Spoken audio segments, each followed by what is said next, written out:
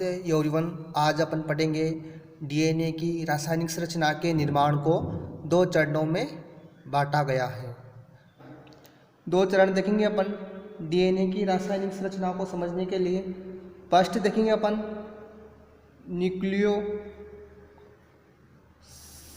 का निर्माण। सेकंड देखेंगे अपन न्यूक्लियोटाइड का निर्माण। तो बात करते हैं अपन फर्स्ट न्यूक्लियोसाइड का निर्माण। तो न्यूक्लियोसाइड का निर्माण N2 सारक। N2 सारक जैसे कि आपको पता है दो प्रकार के होते हैं, प्यूरिन और पिरिमिडिन। प्यूरिन के अंदर AG यानी कि ग्वानिन और एडेनिन, पिरिमिडिन के अंदर साइटोसिन व थायमिन। N2 सारक पाए जाते हैं। इसमें पेंटोस शर्करा जुड़ेगी इस N2 सारक से। अब पेंटोस शर्करा भी कौन सी होगी? डीऑक्सी राइबोज शर्करा, क्योंकि डीएनए है और डीएनए होगा तो डीऑक्सी राइबोज शर्करा होगी। और संघनन की क्रिया होगी। संघनन क्रिया होगी, जल का अणु निष्कासित होगा और बनने वाली जो संरचना होगी वह न्यूक्लियोसाइड कहलाती है। न्यूक्लियोसाइड का निर्माण होता है। तो देखते अपन N2 सारक में, जैसे कि N2 सारक लिया अपन ने एडिनिन। कौन सा लिया? एडिनिन लिया। अब इस एडिनिन से जुड़ेगी डीऑक्सी राइबोज शर्करा। अब डीऑक्सी राइबोज शर्करा जुड़ेगी तो संघनन की क्रिया होगी, जुड़ना, और जल का अणु निष्कासित होगा। तो बनने वाली संरचना होगी वह डीऑक्सी एडिनोसिन बनेगी। अगला N2 सारक लिया अपन ने ग्वानिन। ग्वानिन से वही डीऑक्सी राइबोज शर्करा जुड़ेगी, संघनन की क्रिया होगी और जल का अणु बाहर निकलेगा।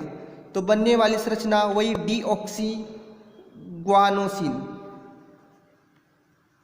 ग्वानोसिन होगी। इसके बाद अपन ने नाइट्रोजन सारक में पिरिमिडिन सारक को लिया, साइटोसिन को। वही डीऑक्सी राइबोज शर्करा जुड़ेगी, संघनन की क्रिया होगी, जल का अणु बाहर निकलेगा। तो बनने वाली संरचना डीऑक्सी साइटोमिडिन। अगली लिए अपन ने थायमिन N2 सारक, जो जुड़ेगा डीऑक्सी राइबोज शर्करा से, संघनन क्रिया होगी, जल का अणु बाहर निकलेगा और बनने वाली संरचना थायमिडिन, डीऑक्सी थायमिडिन। यहाँ पर डीऑक्सी आएगा, deoxy guanosine, deoxy cytidine, deoxy thymidine, और यहाँ पर डीऑक्सी राइबोज शर्करा। और संघनन, जल का अणु बाहर निकलेगा, संघनन, जल का अणु बाहर निकलेगा, संघनन और जल का अणु बाहर निकलेगा। अगर बात करें अपन आरएनए में पाए जाने वाला यूरेसिल N2 सारक, अगर यूरेसिल N2 सारक होगा इससे राइबोज शर्करा, यहाँ पर तो डीऑक्सी राइबोज शर्करा जुड़ती है, लेकिन आरएनए में पाया जाता है यूरेसिल, तो वहाँ पर कौन शर्करा ऐड होगी? इससे राइबोज शर्करा। तो वही संघनन क्रिया होगी, जल का अणु बाहर निकलेगा। तो बनने वाली संरचना को बोलेंगे अपन यूरिमिडिन। यूरिमिडिन कहते हैं। तो इस प्रकार ये बनने वाली संरचना होगी deoxy adenosine, deoxy guanosine, deoxy cytidine, deoxy thymidine और यूरिमिडिन। इन सभी को अपन न्यूक्लियोसाइड कहते हैं। यानी कि N2 सारक और पेंटोस शर्करा के जुड़ने से बनने वाली संरचना न्यूक्लियोसाइड कहलाती है।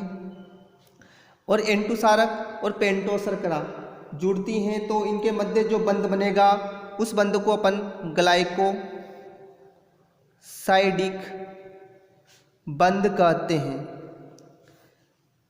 जैसे कि आपको पता है N2 सारक जो होता है वो दो प्रकार का होता है, एक तो पिरिमिडिन, दूसरा प्यूरिन।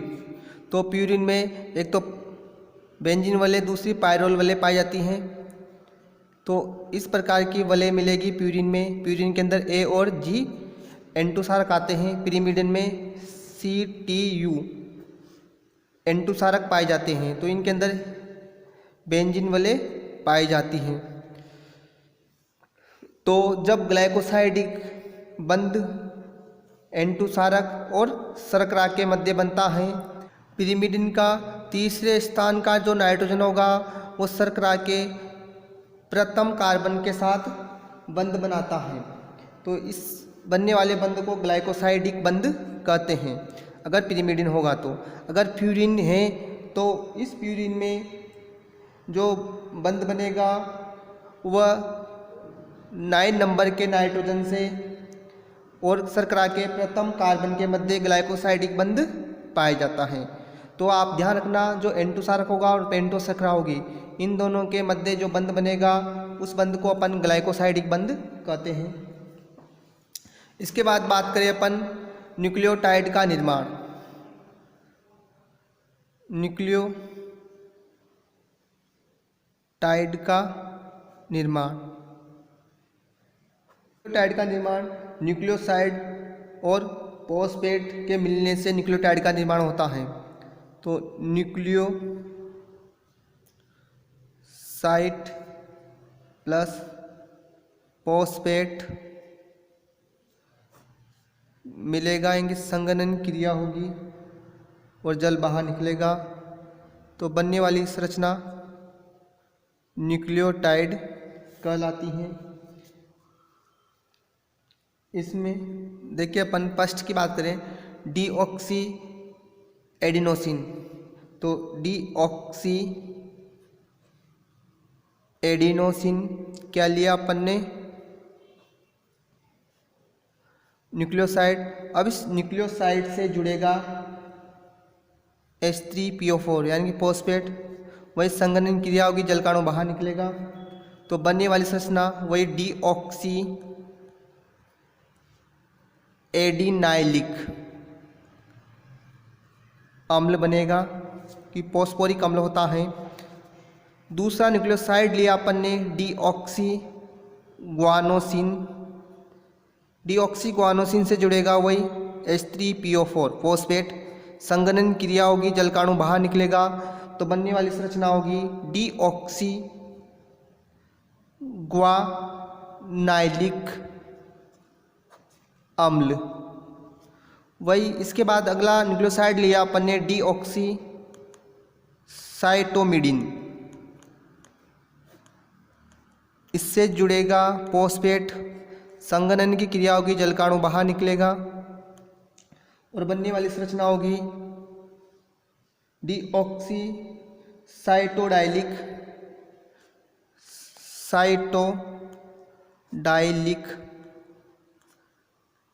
अम्ल। तो साइटोडाइलिक अम्ल बनेगा। अगला न्यूक्लियोसाइड लिया अपन ने डीऑक्सी थायमिडिन, H3PO4 जुड़ेगा, संघनन क्रिया होगी, जलकाणु बाहर निकलेगा, तो बनने वाली संरचना डीऑक्सी थायमिडाइलिक